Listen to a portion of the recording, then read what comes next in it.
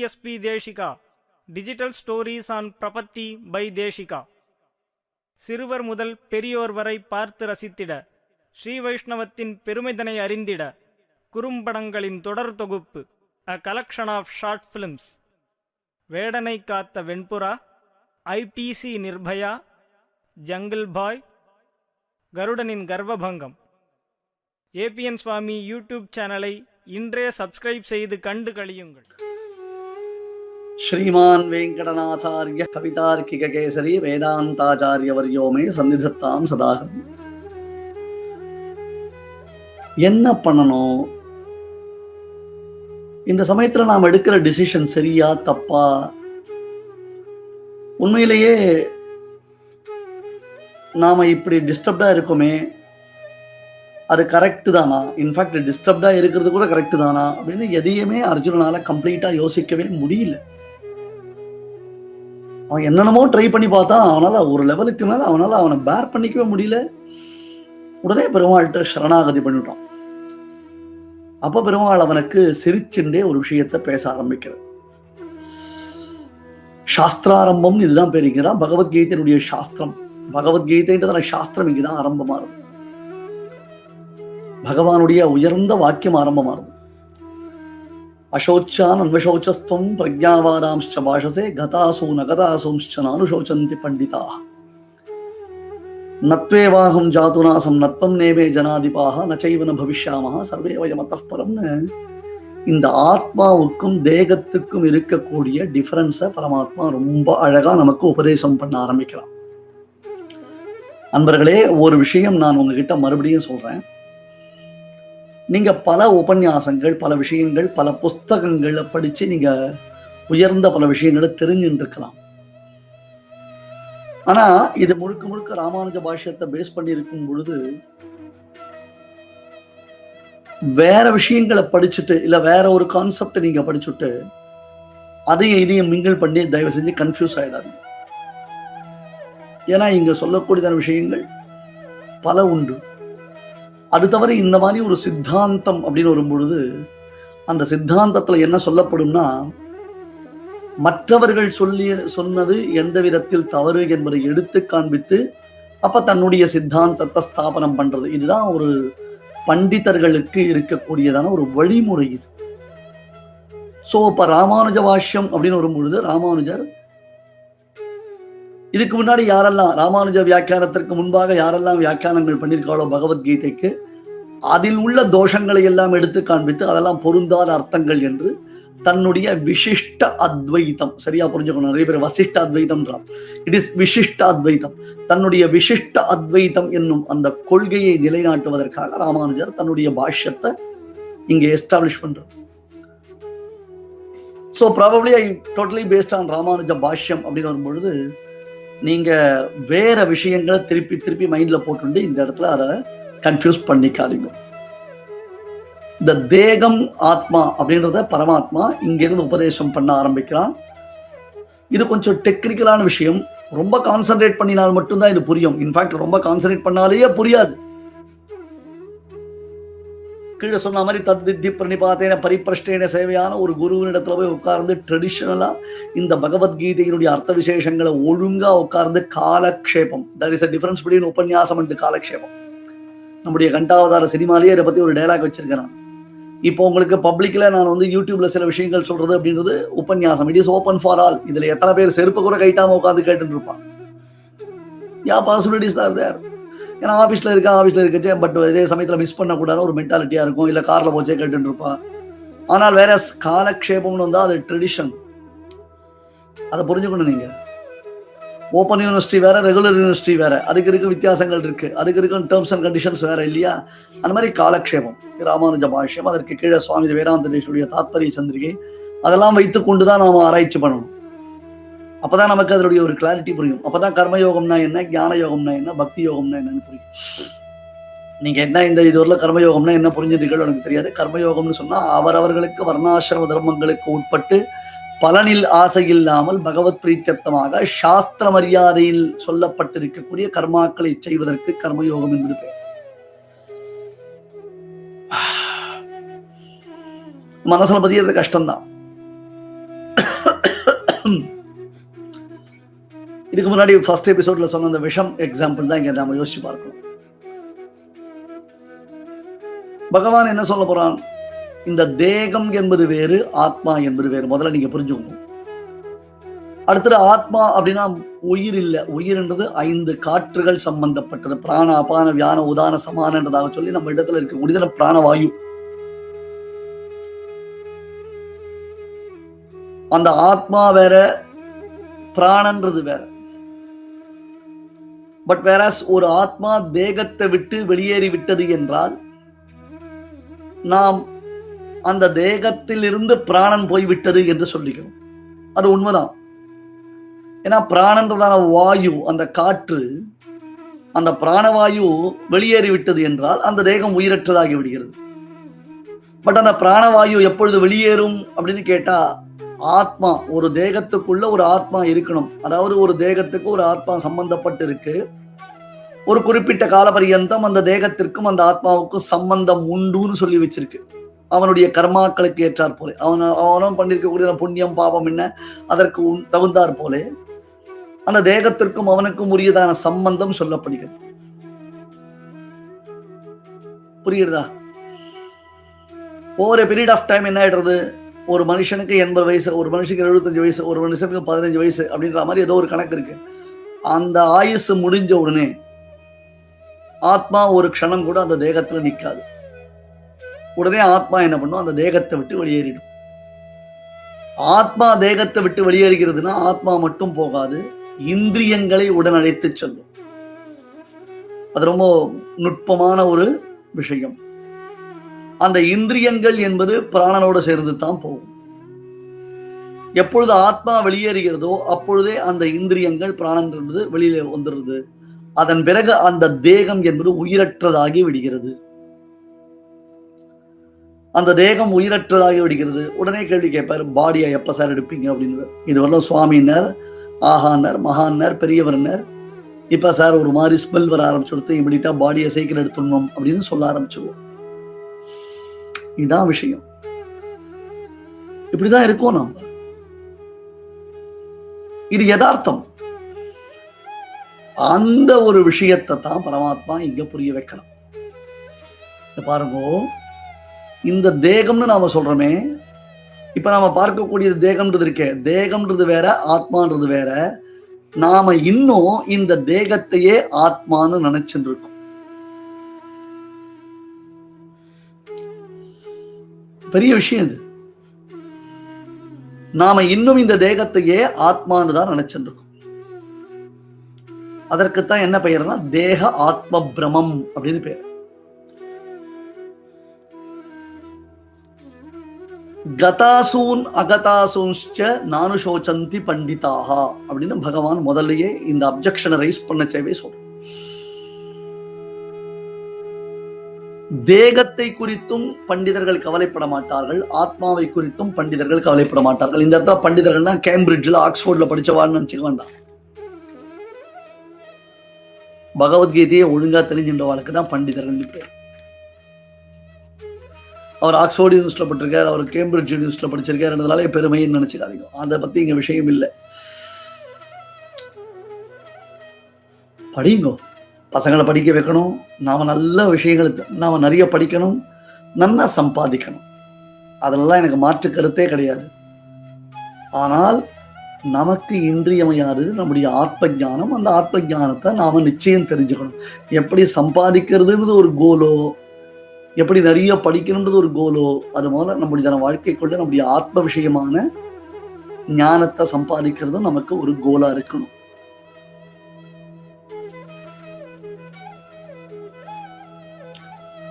பண்டிதர்கள் அழியக்கூடிய தேகத்தை குறித்தும் கவலை கொள்ள மாட்டார்கள், அழியாத ஆத்மாவை குறித்தும் கவலைப்பட மாட்டார்கள். தேகம் என்பது நீ எவ்வளவு காப்பாற்றி வைத்தாலும், எவ்வளவு அந்த தேகத்தை நீ ரட்சித்தாலும், அதுக்கு தேவையான காஸ்மெட்டிக்ஸ்லாம் தடவி நீ காப்பாற்றி வைத்தாலும், எப்படியும் அந்த தேகம்ன்றது டீகம்போஸ் ஆகத்தான் ஆகும். அந்த தேகம் டீகம்போஸ் ஆயிடும், அதுல ஒன்றும் சந்தேகமே வேண்டாம். ஆனால் நீ என்ன செய்தாலும் உன்னுடைய ஆத்மாவை உன்னால் அழிக்க முடியாது. அர்ஜுனா, ஒரு விஷயம் பாரு. இந்த இடத்துல பகவான் இந்த உலகத்தினுடைய சத்தியத்துவம், இந்த உலகம் எக்ஸிஸ்டன்ஸ்ல இருக்கு இல்லையா, இப்ப நீ பார்க்கிற, உங்களை கூகுள் மீட்ல பார்க்கிறேன், யூடியூப்ல பார்க்கிறேன், எஃப்சிசில பார்க்கிறேன், நான் இங்க பேசுறேன், நீங்க அங்க எதிர் சைட்ல இருக்கே இல்லைங்க. சோ நாம எல்லாரும் ஒருத்தருக்கு ஒருத்தர் கம்யூனிகேஷன்ல இருக்கோம். என்னை சுத்தி புஸ்தகங்கள் இருக்கு, டேபிள், கட்டில், சேரு எல்லாம் இருக்கு. அதுக்கப்புறம் என்னுடைய மனைவி, என்னுடைய மக்கள் இருக்கா, உறவினர்கள் இருக்கா, நிறைய பேர் பார்க்கிறோம், டிவில நியூஸ் பார்க்கிறோம். எல்லாம் பொய்யா இல்லையே? Everything is happening. இதுனா மேஜிக் மாதிரி இப்படி கையாட்டா வந்துடுறதா? இந்த மிராஜ் சொல்லுவா பாருங்க, தூரத்துல காணல் நீர் தெரியும், மிராஜ் அப்படி சொல்லுவா. மிருகதிருஷ்டிகான பேரு சம்ஸ்கிருதத்துல. இந்த மீனிங் ஆஃப் மிருகதிருஷ்டிகா என்ன தெரியுமா? அதாவது அந்த மிருகங்கள்லாம் இருக்கே, காட்டுல இருக்க மிருகங்கள், அதெல்லாம் ரொம்ப தேர்ஸ்டியா இருக்கும், ரொம்ப தாகத்துல இருக்கும். அப்ப தூரத்துல தண்ணீர் தெரியும், அது தண்ணீரை தேடி தேடி போகும். அது எவ்வளவு தூரம் போனாலும் அங்க வாட்டர் இருக்காரு. ஏன்னா அந்த சன்ரேஸ்னால அந்த இடத்துல ஒரு மாதிரி அந்த வாட்டர் போற மாதிரி தெரியும். நீங்க டெசர்ட்ல எல்லாம் பார்க்கலாம், ரோட்ல கூட நல்ல கார்ல போச்சே நீங்க பார்க்கலாம். தூரத்துல பார்த்தோம்னா அந்த ரோட்ல அப்படி தண்ணி போற மாதிரி இருக்கும். அதுக்குதான் காணல் நீர்னு பேரு. ஆக்சுவலி எனக்கு வாட்டர் கிடையாது, ஆனா தண்ணி போற மாதிரி தெரியும். இந்த மிருகங்கள் அதை தேடி தேடி போய் கடைசியில தாகத்தினால நாக்கு வறண்டு செத்தே போயிடும். மிருக திருஷ்டிகான அதுக்கு பேரு. ஆக்சுவலி அங்க வாட்டர் இருக்கோ இல்ல, பொய் தானே அது. அந்த மாதிரியா இந்த உலகம். இப்ப இப்படி தட்டா தெரியறது எனக்கு, நீங்க ஏதோ பேசுறே அது தெரியறது எனக்கு. அதோ ஒருத்தர் உட்கார்ந்து இருக்காரு, அவர் என்னையே பார்த்துட்டு என்னுடைய உபன்யாசத்தை கேட்டு இருக்காரு, தெரியறது. இது முடிஞ்ச உடனே வாங்க சுவாமின்வர், நான் அவரை வாங்க சுவாமின்வர். நாங்க ரெண்டு பேரும் ஒருத்தருக்கு ஒருத்தர் பார்த்து கையை கோத்துன்னு போவோம். So everything is existing. எல்லா உலகத்துல சத்தியமா தான் இருக்கு. அதுதான் ராமானுஜர் பிரத்யட்சமா எடுத்து காண்பிக்கிறார். எது பொய், எதுவும் பொய் கிடையாது.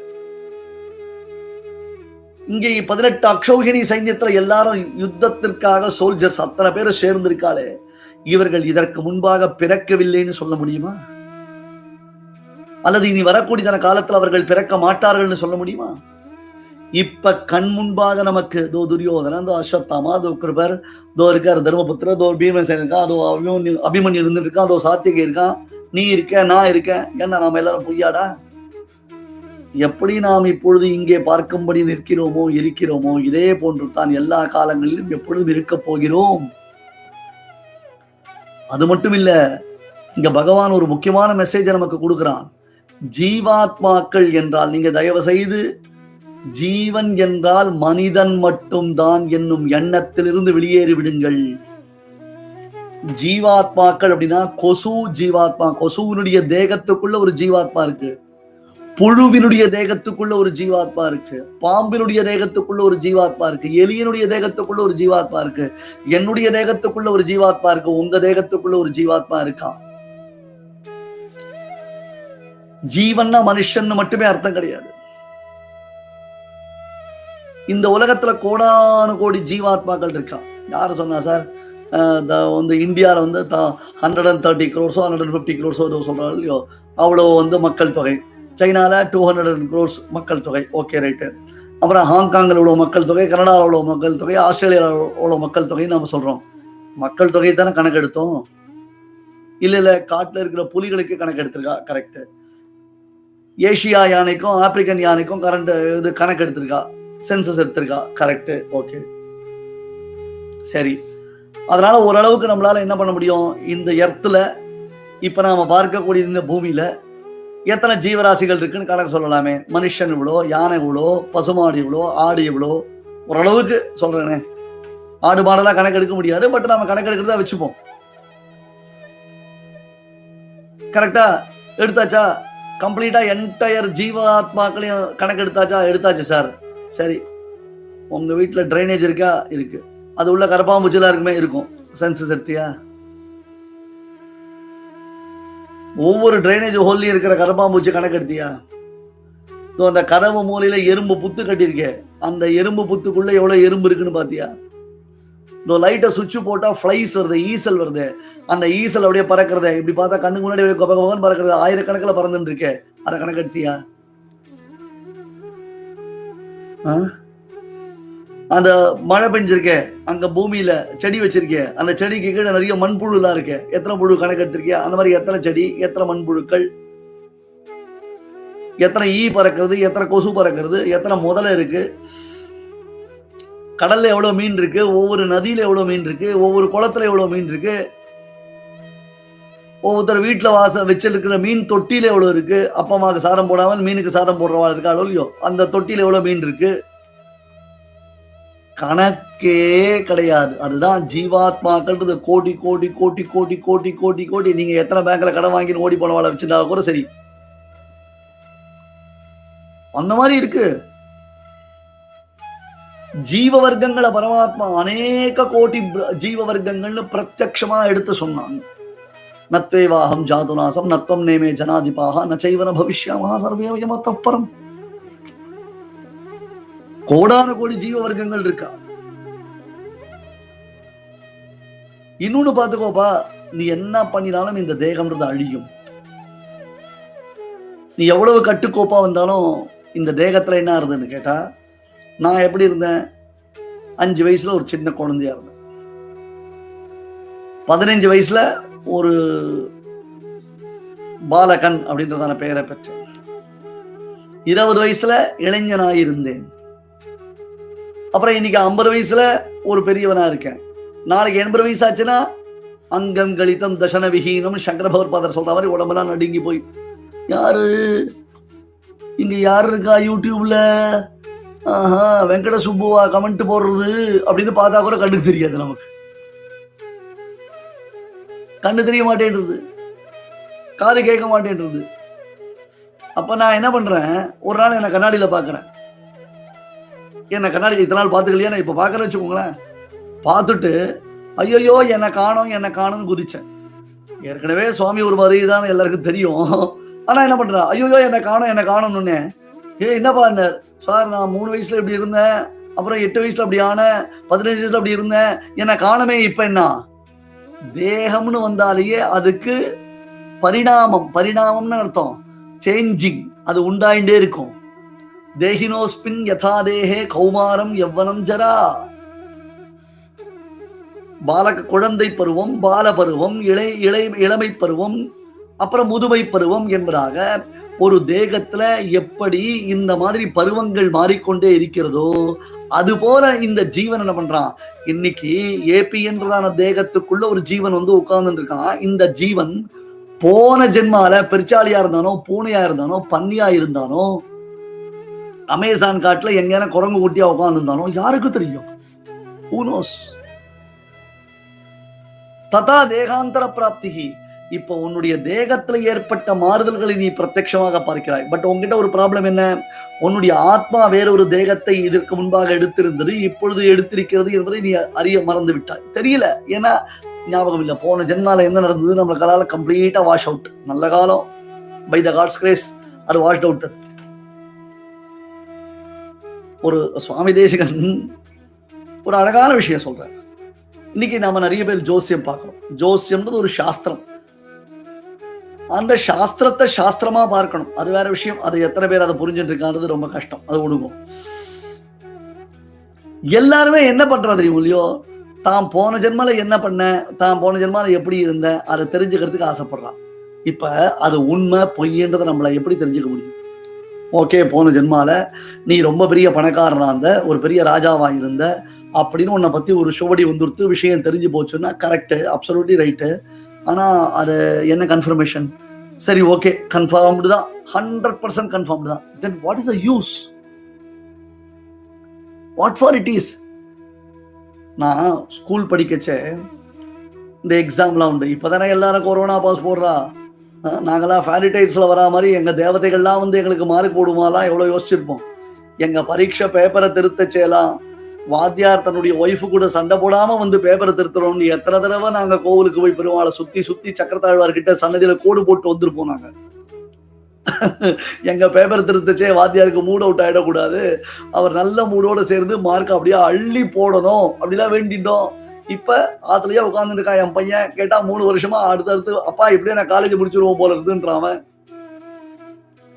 அந்த மாதிரி ஒரு சிச்சுவேஷன் நமக்கு வந்துருத்தோ இல்லையோ. அப்ப அந்த எக்ஸாமினேஷன் எழுதினல, நாங்க என்ன பண்ணுவோம், எக்ஸாமினேஷன் எழுதி முடிச்சுட்டு வெளியில வந்துட்டு பசங்கள்லாம் அந்த கொஸ்டின் பேப்பரை வச்சுட்டு பார்ப்போம்.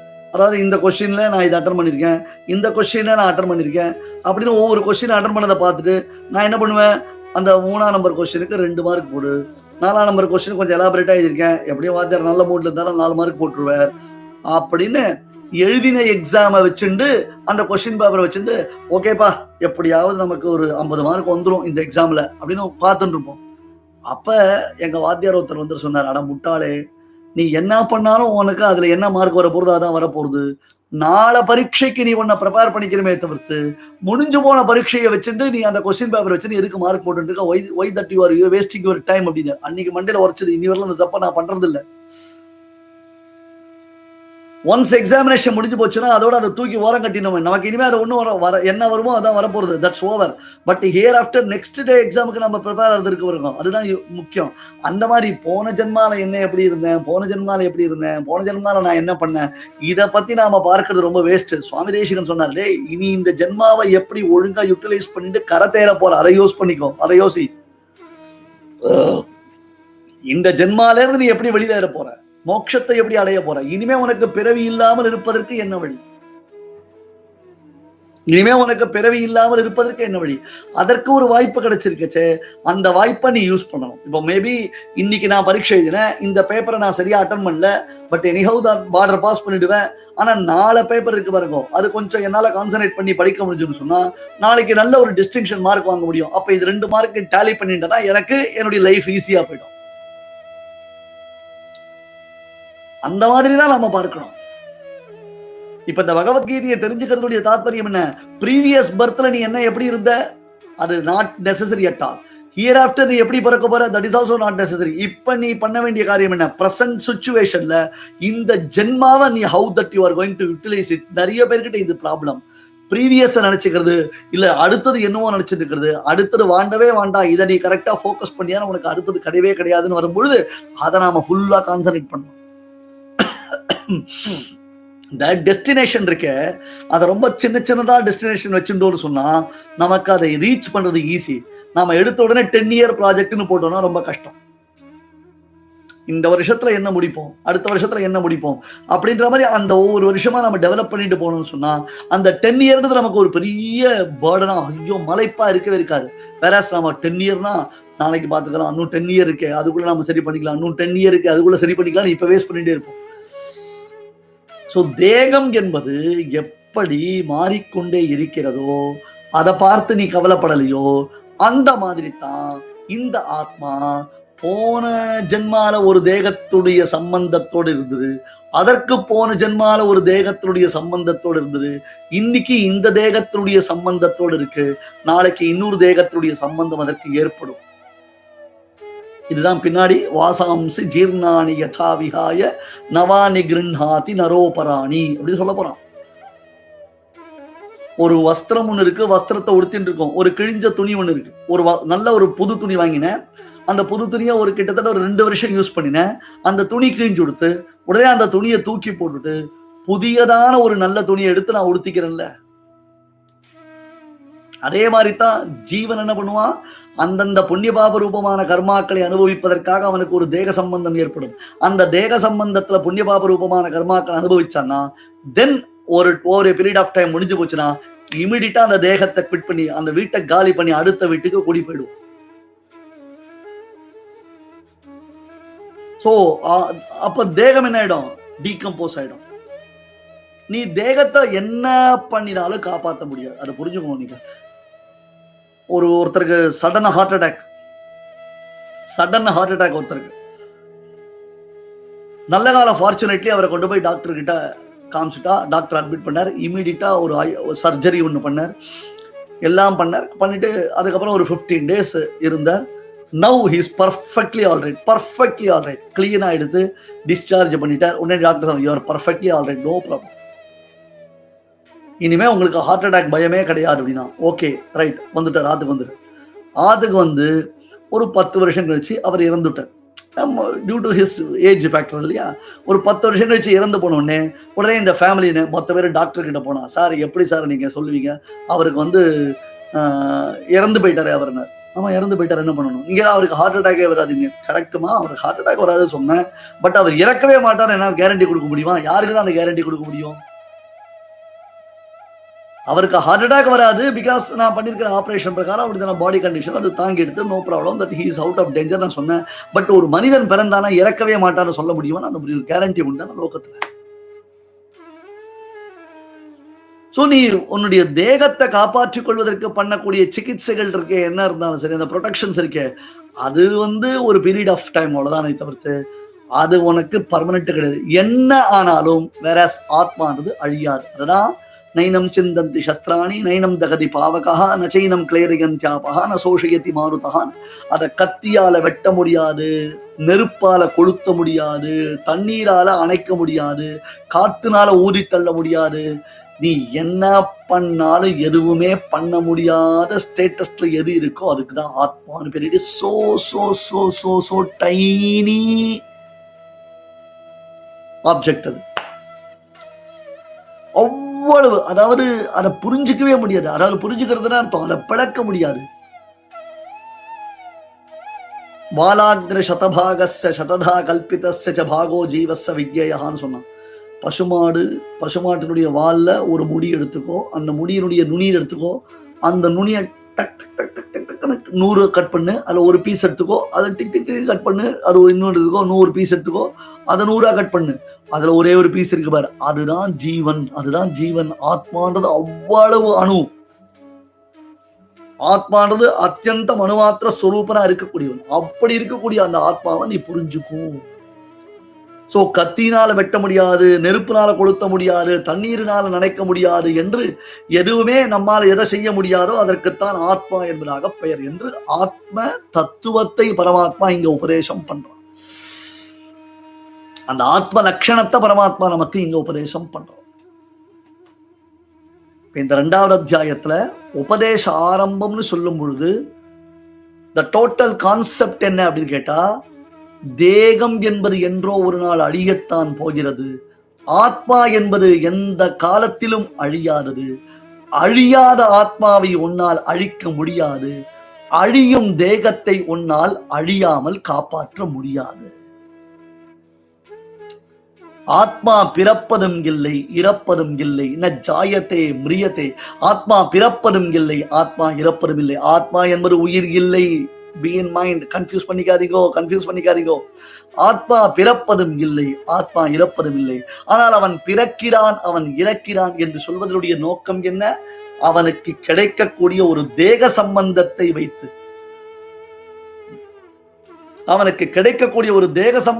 வைத்து, ஆத்மா பிறக்கிறான், ஆத்மா இறக்கிறான் என்று சொல்லுகிறோம். அர்ஜுனா, இதை புரிஞ்சுட்டியா? இப்ப நீ பீஷ்மாதிகளை அடிக்க மாட்டாய், ஓகே. நான் அடிக்க மாட்டேன்னு சொல்லிட்டேன், யுத்தம் பண்ண மாட்டேன்னு சொல்லிட்டேன், ஓகே. அதனால அவ லாங் ஸ்டாண்டிங்கா இருக்க போறா, பர்மனண்டா இருக்க போறாளா? அப்படியே இருக்க போறாளாவா? இல்லையே. அதே மாதிரி அடிச்சுட்டெல்லாம் அவ இறந்து போயிடுவான்னு சொன்னியே, அடிச்சுட்டுனா அவ தேகம் என்னைக்கோ அழிக்க போறது, தேகம் இன்னைக்கு அழிக்க போறது, அவ்வளவுதானே. ஆனா அவ ஆத்மாவை நீ அழிக்க முடியுமா? அவ ஆத்மாவை நீ அழிக்க போறியா? உன்னால் அழிக்க முடியுமா? இல்ல. புரிஞ்சுக்கூட அர்ஜுனா. அழியும் தேகத்தை அழியாமல் காப்பாற்ற முடியாது. அழியாத ஆத்மாவை ஒரு பொழுதும் அழிக்க முடியாது. ஃபர்தர் எக்ஸ்பிளனேஷன்ஸ் இருக்கு. We'll continue.